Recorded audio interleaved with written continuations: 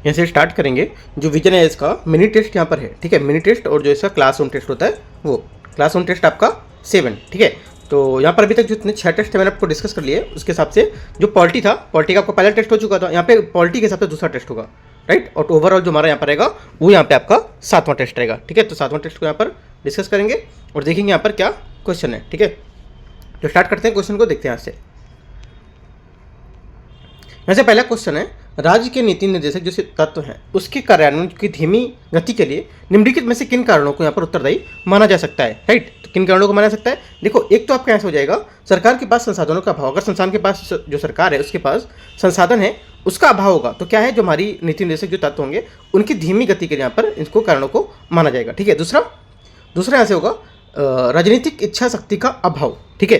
राजनीतिक इच्छा शक्ति का अभाव ये भी आपका हमारा होगा, तो क्या होगा यहाँ पर जो हमारी धीमी गति के लिए इसको मानेंगे, राइट। तीसरा क्या होगा, सामाजिक विरोध। सामाजिक विरोध यहाँ पर इसका नहीं होगा, क्योंकि देखो यहाँ पर जो प्रश्न में मर दिया गया है कि जो कथन राज्य के नीति निर्देशक तत्व हैं उसमें क्रियान्वयन के संदर्भ में संसद की भूमिका से संबंधित है। इस संबंध में यहाँ पर विकल्प 1, 2, 4 सिर्फ आपको यहाँ से करेक्ट होगा। यहाँ पर सामाजिक विरोध इसको लेकर नहीं होगा, समाज को लेकर यहाँ पर नहीं पूछा है। तो और देश के जो हमारा विशाल आकार है उसके कारण उत्पन्न जो हमारी कठिनाइयाँ हैं वो भी हमारे यहाँ पर धीमी गति के जो निम्नलिखित कारण यहाँ पर उत्तरदायी माना जाएगा इसको, ठीक है। तो आंसर क्या हो जाएगा, 1, 2, 4 हमारे यहाँ से इसका पहले का करेक्ट आंसर हो जाएगा, 1, 2 और 4, ठीक है। सी नंबर यहाँ से हमारा करेक्ट आंसर है। क्वेश्चन नंबर 2 है, संविधान की जो प्रस्तावना है, ठीक है, उसके संबंध में निम्नलिखित कथनों पर आपको विचार करना है। पहला, ये स्पष्ट रूप से उन मुख्य उद्देश्यों को स्थापित करता है जिनके आधार पर संविधान की जो सभा है ये संविधान का निर्माण किया जाता है, ठीक है। पहला क्या होगा, पहला हमारा स्टेटमेंट यहाँ से करेक्ट हो जाएगा, राइट। दूसरा क्या है, ठीक है, दूसरा देखते हैं।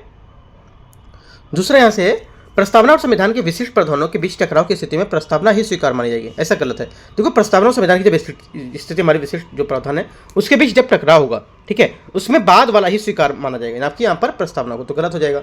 तीसरा, यदि संविधान के प्रावधानों में अस्पष्टता है तो इस अस्पष्टता को दूर करने में प्रस्तावना की महत्वपूर्ण भूमिका निभाती है, ठीक है। तीसरा हमारा क्या होगा, तीसरा स्टेटमेंट यहाँ से हमारा करेक्ट हो जाएगा। यह क्या होगा, ये क्योंकि संविधान के प्रावधान है उसकी अस्पष्टता को इस जो स्पष्टता से दूर करने के लिए पर यह महत्वपूर्ण भूमिका निभाएगा, ठीक है। तो पहला और तीसरा हमारे यहाँ से क्या हो गया, करेक्ट हो गया। दूसरा यहाँ से गलत है। चौथा, इसकी प्रकृति राज्य के नीति निर्देशक सिद्धांत जो होते हैं उसके तत्व के गैर न्यायिक सूचित होती है, ठीक है। ये भी हमारा स्टेटमेंट करेक्ट है, क्योंकि हमारी इसकी प्रकृति होती है वो राज्य के नीति निर्देशक जो तत्व होते हैं उसके समान गैर न्यायिक मानी जाती है ना। तो आंसर हमारा 1, 3 और 4 यहाँ से इसका करेक्ट होगा। ये सेकंड वाला स्टेटमेंट हमारा यहाँ से गलत होगा। आंसर क्या हो जाएगा, 1, 3, 4, आंसर सी यहाँ से करेक्ट हो जाएगा, ठीक है। आगे देखते हैं। देखो नीति निर्देशक जो सिद्धांत हमारे यहाँ पर आया, अभी क्या देखो जितने भी हमारे टॉपिक आते जाएंगे वो टॉपिक आप नोट करते जाओ, वो टॉपिक जाके आप डीप में करें। जैसे कि हमारा क्या यहाँ पर आया, भारत की प्रस्तावना यहाँ पर आई। प्रस्तावना आपको जाके पूरी जो टॉपिक है अच्छे से कवर करना है ये टेस्ट खत्म होने के बाद, ठीक है। आगे देखते हैं क्वेश्चन नंबर 3, भारत के संविधान की प्रस्तावना की विषय वस्तु का लक्ष्य निम्नलिखित में से क्या सुनिश्चित करना है, राइट। क्या सुनिश्चित करना है, देखो यहाँ से हमारा जो आंसर हो जाएगा इसका, ये सुनिश्चित करता है कि जो व्यक्ति है उसकी गरिमा और राष्ट्र की एकता अखंडता को यहाँ पर ये सुनिश्चित करता है, ठीक है। और जो हमारे न्याय है, सामाजिक, आर्थिक, राजनीतिक, ये भी यहाँ पर है, ठीक है।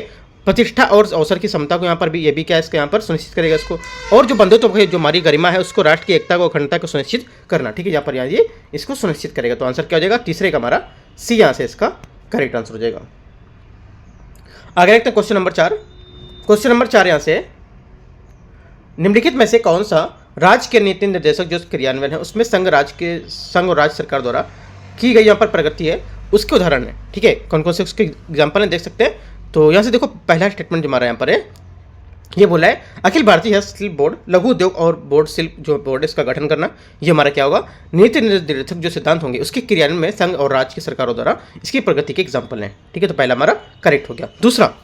दूसरा बोला है, सूखा प्रवण क्षेत्र कार्यक्रम और मरुस्थल विकास जो कार्यक्रम है आरंभ करना, ये भी हमारा क्या होगा, नीति निर्देशक जो सिद्धांत के क्रियान्वयन उसमें राज्य सरकार द्वारा पर प्रगति के एग्जाम्पल माना जाएगा, ठीक है। 73वां 74वां संविधान संशोधन, ये हमारा इंपॉर्टेंट पॉइंट है, ये भी हमारा इसके अधिनियम के इसके अंतर्गत माना जाएगा, ठीक है। तो तीनों बातें हमारे यहाँ से इसका करेक्ट है, क्योंकि देखो ये आर्टिकल बता रहे हैं, तीसरा वाला जो हमारा ये बात बता रहा है ये हमारा तीसरा जो कथन है आर्टिकल 40 जो है वहाँ पर ये बातें बताता है, ठीक है। और हमारा दूसरा जो कथन है 47 जो आर्टिकल है वहाँ पे बताता है सूखा प्रवण के बारे में, और जो हमारा पहला वाला बता रहा है आर्टिकल 43 को, ठीक है। तो तीनों बात आर्टिकल यहाँ पर आपस में समान है एक दूसरे, मतलब इसके यहाँ पर व्याख्या कर रहे हैं, ठीक है, राज्य के जो हमारे राज्य सरकार द्वारा जो प्रगति की गई उसके लिए। तो तीनों बातें करेक्ट हैं। आंसर क्या हो जाएगा, पूछा सही कौन सा है, तो डी हमारा चौथे का करेक्ट आंसर हो जाएगा।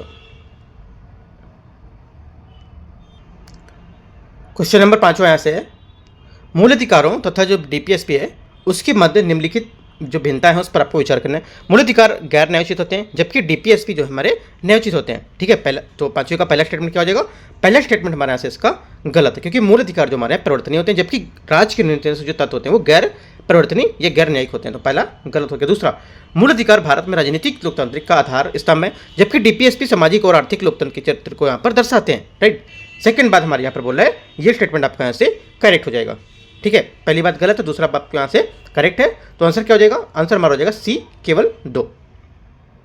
क्वेश्चन नंबर 6, निम्नलिखित में से किस आधार पर कोई मूल कर्तव्यों की आलोचना कर सकता है? इनमें से बोला है कि कौन सा आधार है जिस पर कोई व्यक्ति मूल कर्तव्यों की आलोचना कर सकता है। ठीक है, कौन सा आधार? देखो, एक तो हमारा हो जाएगा जिन कर्तव्यों का वर्णन किया जाता है उनकी सार्वभौमिक स्वीकार परिभाषा बहुत अस्पष्ट होती है, उनको यहाँ पर क्या आप यहाँ पर इनकी आलोचना कर सकते हो। तो पहला हमारा करेक्ट हो जाएगा। कर्तव्यों के प्रत्यक्ष हमारे परिवर्तन है उसके लिए संविधान में कोई प्रावधान नहीं किया गया। जो हमारे कर्तव्य होंगे, मूल कर्तव्य हैं, उसके प्रत्यक्ष परिवर्तन के लिए संविधान में कोई प्रावधान नहीं किया गया। एकदम करेक्ट है ना, यहाँ पे इसकी आलोचना कर सकते हो। ठीक है, आगे, लोगों में इन कर्तव्यों के संबंध में जागरूकता का अभाव होता है। क्या होता है? लोग जो होते हैं उनके जो इस हमारे कर्तव्य होते हैं उनके संबंध में जागरूकता का अभाव होता है, क्योंकि ज़्यादातर लोगों को यहाँ पर नहीं पता होता है, इस वजह से यहाँ पे इनकी जागरूकता का अभाव होगा। तो आंसर क्या हो जाएगा? तीनों यहाँ से करेक्ट है, आंसर डी यहाँ से सही हो जाएगा, छठे का।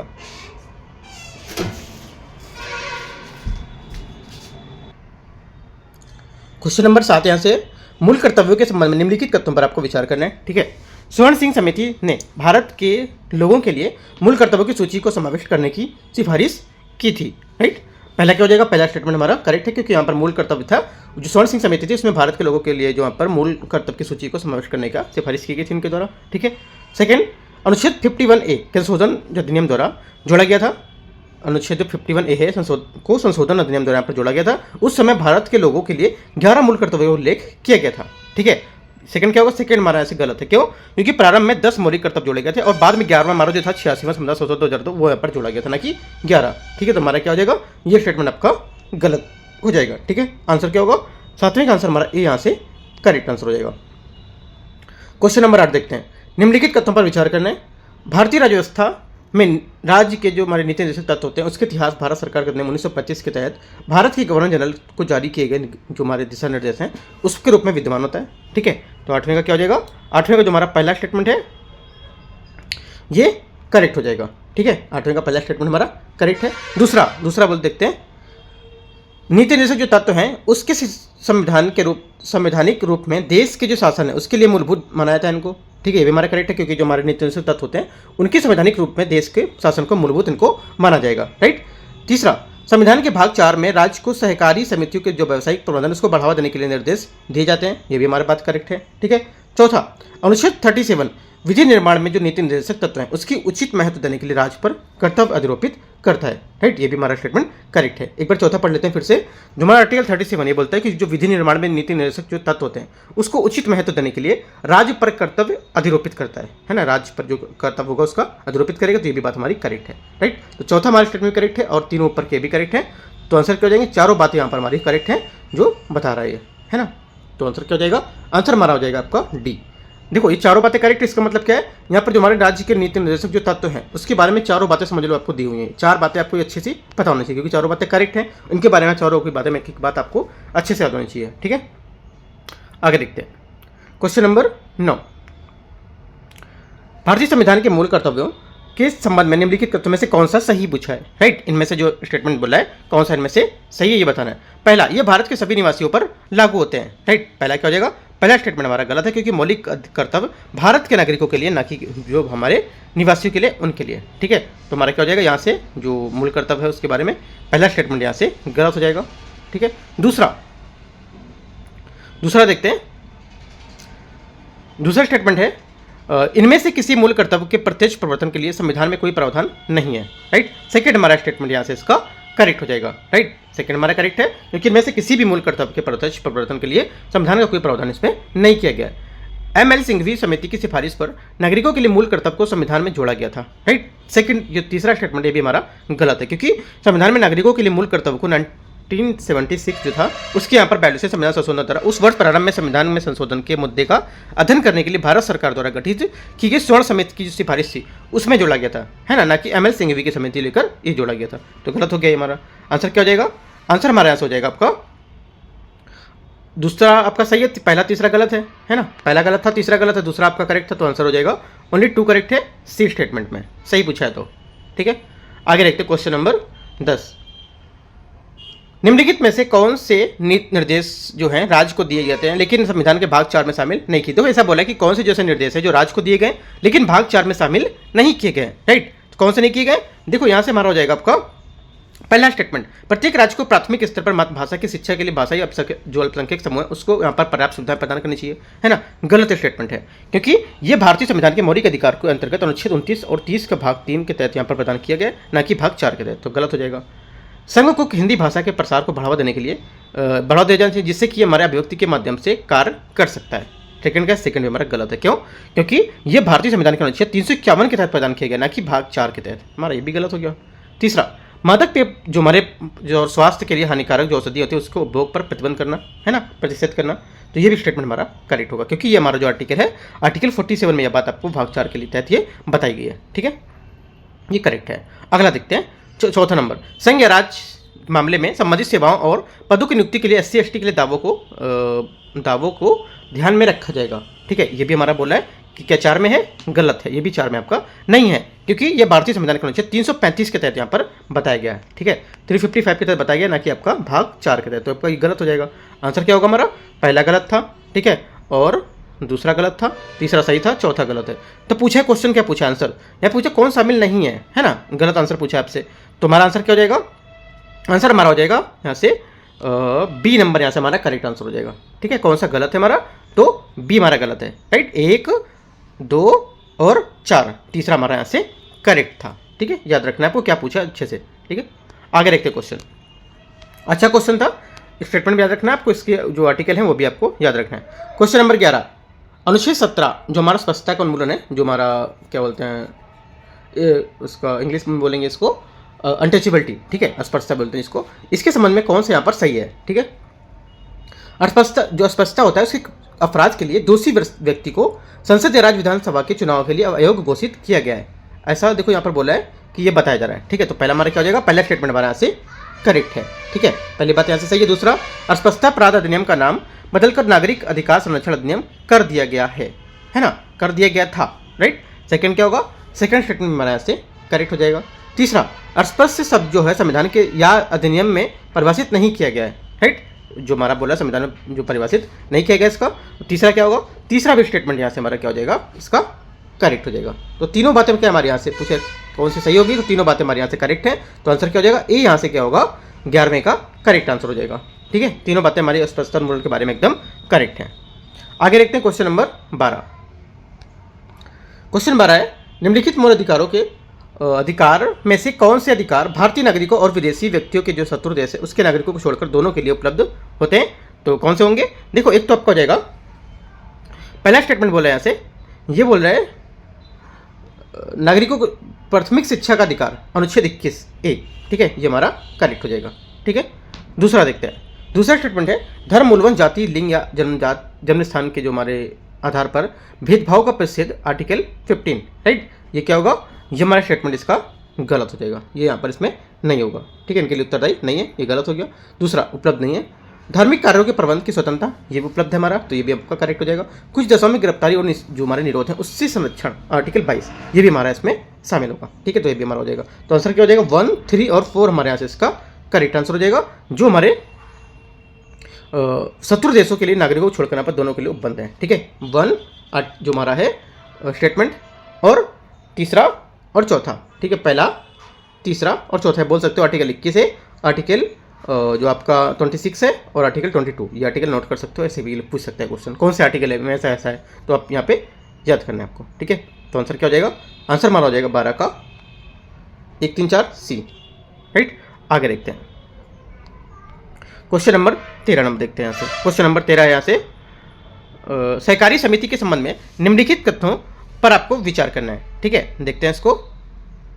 पहला स्टेटमेंट यहाँ से ये बोल रहा है संविधान का भाग 9, ठीक है, संविधान का जो भाग 9 है ये सहकारी समिति के संबंधित है, सहकारी समिति जो होती है उससे संबंधित होता है। तो पहला क्या हो जाएगा, पहला स्टेटमेंट हमारे यहाँ से इसका करेक्ट हो जाएगा, राइट। दूसरा, सहकारी समिति का गठन संविधान के तहत एक मूल अधिकार माना जाता है, यह एक मूल अधिकार है, राइट। सेकंड क्या होगा, सेकेंड बात जो हमारे यहाँ पर है 13 का, ये भी स्टेटमेंट आपका यहाँ से करेक्ट हो जाएगा। तीसरा, राज्य के नीति निर्देशक जो तत्व होते हैं उनके अनुसार राज्य के सहकारी समिति के स्वैच्छिक निर्माण, स्वायत्तकार प्रणाली, लोकतांत्रिक जो हमारे नियंत्रण है और जो पेशेवर होते हैं उसमें प्रबंधन के उन्नयन का यहाँ पर प्रयास करता है। राइट, ये भी हमारा स्टेटमेंट करेक्ट होगा। ठीक है, जो हमारे यहाँ पे सहकारी समिति होती है उसके बोर्ड जो निरंतर हमारे अधिनियमितता होते हैं उसके मामले अपने कर्तव्यों की लापरवाही बरतने पर यहाँ पर सहकारी जो सोसाइटी होती है उनके सदस्यों के हित के लिए यहाँ पर प्रतिकूल कार्य करने पर प्रभाव डालते हैं। ठीक है, ये एक बोर्ड हमारा जो है ये 6 महीने से अधिक समय तक स्थानांतरित यानी निलंबित नहीं कर सकते हैं इसको। ठीक है, कुछ इसकी बातें होती हैं, जैसे हमारा बैंकिंग जो हमारा विनियमन होता है वो अधिनियम 1949 के प्रावधान में बैंकिंग सहकारी समितियों पर ही लागू किया जाता है ना। राज्य की विधायिका जो होती है सहकारी समितियों से संबंधित जो हमारे अपराध हैं उस दंड को भी प्रभावित कर सकती है। तो ये कुछ हमारे इसके थोड़े थोड़े पॉइंट हैं, ये भी आप नोट कर सकते हो। ठीक है, आंसर क्या होगा 13 का? 13 का हमारे जो सभी पॉइंट यहाँ से इसके करेक्ट हो जाएंगे, आंसर ए यहाँ से सही हो जाएगा। क्वेश्चन नंबर 14, भारत के संविधान के अनुसार निम्नलिखित में से कौन सा न्यायालय प्रत्यक्ष रूप से प्रवर्तनीय है? कौन सा हमारा जो यहाँ पर न्यायालय है जो प्रत्यक्ष रूप से हमारा प्रवर्तनीय माना जाता है? करेक्ट आंसर हो जाएगा आपका, स्टेटमेंट दे रखा है। देखो स्टेटमेंट हमारा यहाँ से पहला बोला है भारत के संविधान की प्रस्तावना। ठीक है, जो भारत के संविधान की प्रस्तावना है ये हमारा देखो ये प्रत्यक्ष रूप से प्रवर्तनीय है पूछा है। ठीक है, ये हमारा गलत है क्योंकि भारत के संविधान की प्रस्तावना जो हमारा होगा ये न्यायालय के प्रत्यक्ष रूप से प्रवर्तनीय नहीं माना जाएगा। ठीक है, नहीं है। दूसरा, राज्य के नीति निर्देशक तत्व ये भी हमारा जो हमारा प्रत्यक्ष रूप से प्रवर्तनीय नहीं है, और मूल कर्तव्य ये भी हमारा प्रत्यक्ष रूप से प्रवर्तनीय नहीं है। तो तीनों हमारे जो होंगे ये प्रत्यक्ष रूप से हमारे न्यायालय के जो मान्य है उसके रूप में प्रत्यक्ष अमान्य नहीं माने जाएंगे। तो तीनों हमारे स्टेटमेंट गलत है। तो आंसर क्या हो जाएगा? इनमें से कोई नहीं, है ना, इनमें से कोई नहीं। क्या? क्योंकि ये हमारे प्रत्यक्ष रूप से कोई प्रवर्तनीय नहीं माने जाएंगे। डी हमारा यहाँ से क्या हो जाएगा? 14 का करेक्ट आंसर हो जाएगा। ठीक है, आपको क्या करना है, जो हमारा प्रत्यक्ष जो प्रवर्तनीय रूप होते हैं इसको जाके आपको संविधान की प्रस्तावना, ठीक है, राज्य के निर्देशक तत्व और मूल कर्तव्य, इनको बारे में तीनों बारे में आपको रीड करेंगे तो आपको यहाँ पर दिखेगा कि क्या यहाँ तीनों में समानताएं थी। ठीक है, आगे देखते हैं क्वेश्चन नंबर 15।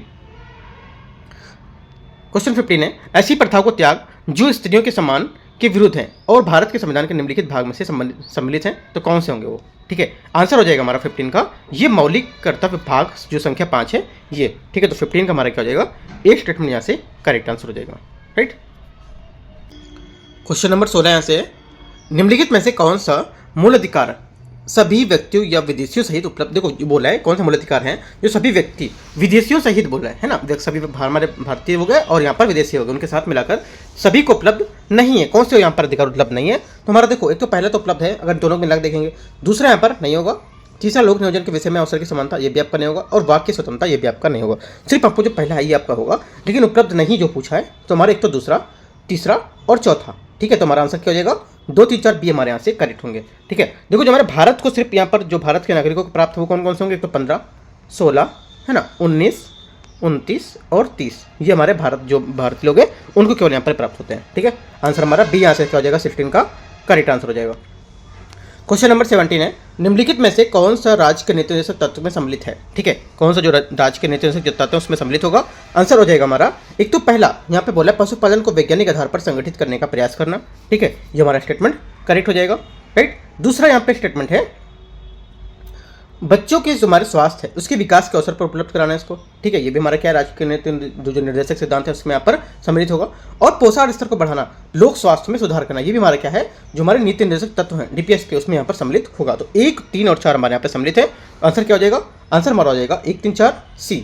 दूसरा यहाँ पर जो न्यूनतम मजदूरी को सुनिश्चित करना, ये जो हमारी है ये भोजन, आश्रय, कपड़ों के अतिरिक्त शिक्षा, स्वास्थ्य, ये सब यहाँ पर इसमें नहीं शामिल होगा। ठीक है, ये हमारा आर्टिकल जो 43 है गुणवत्तापूर्ण जीवन स्तर के लिए निर्वाह मजदूरी सुनिश्चित करना, है ना, तो हमारा गलत हो जाएगा। आंसर हमारा सिर्फ हो जाएगा 1, 3, 4 सी यहाँ से करेक्ट आंसर हो जाएगा जो हमारे इसमें सम्मिलित हैं। ठीक है, क्वेश्चन नंबर 18 देखते हैं, संविधान की प्रस्तावना के संबंध में निम्नलिखित में से कौन सा सही है? ठीक है, कौन सा सही है? तो देखो यहाँ से जो पहला स्टेटमेंट है ये हमारा प्रस्तावना संविधान का एक भाग होता है, ये हमारी बात एकदम क्या करेक्ट है, ये बात सही बोला है ना, क्योंकि प्रस्तावना संबंधी जो हमारे विवाद है इसमें से एक ये है कि जो क्या संविधान का भाग है या नहीं, ये हमारे बेरोवाड़ी संघ था उसमें मामले में सर्वोच्च न्यायालय ने कहा था कि संविधान जो ये संविधान का भाग नहीं है। केशव भारती की बात में यहाँ पर सर्वोच्च न्यायालय ने माना था कि ये संविधान का एक भाग है, इसको लेकर विवाद चल रहा था। ठीक है, तो हमारा पहला दूसरा यहाँ से स्टेटमेंट करेक्ट हो जाएगा इसको लेकर। ठीक है, तीसरा, प्रस्तावना न्यायालय में वाद योग्य है, तीसरा हमारा यहाँ से गलत है क्योंकि प्रस्तावना न्यायालय में गैर प्रवर्तनीय है और ना तो यहाँ पर विधायिका की शक्ति का स्रोत है और ना ही विधायिका के अधिकारों का प्रतिबंध है, तो ये तीसरा गलत हो जाएगा। आंसर पूछा सही कौन सा है, तो 1 और 2, पहला और दूसरा यहाँ से करेक्ट हो जाएगा। क्वेश्चन 19 नंबर क्वेश्चन, निम्नलिखित में से कौन सा कथन सही है, ठीक है, इनमें से बताना है कौन सा कथन सही है। देखते हैं पहला स्टेटमेंट, यहाँ से पहला बात बोल रहा है अनुच्छेद 19, ठीक है, आर्टिकल 19 यहाँ पर जो है अतिरिक्त अन्य मूल अधिकार के आपातकाल घोषित करने पर तात्कालिक रूप से स्वतः ही यहाँ पर क्या निलंबित हो जाते हैं, राइट। पहला हमारा स्टेटमेंट क्या है, पहला स्टेटमेंट हमारे यहाँ से इसका गलत होगा।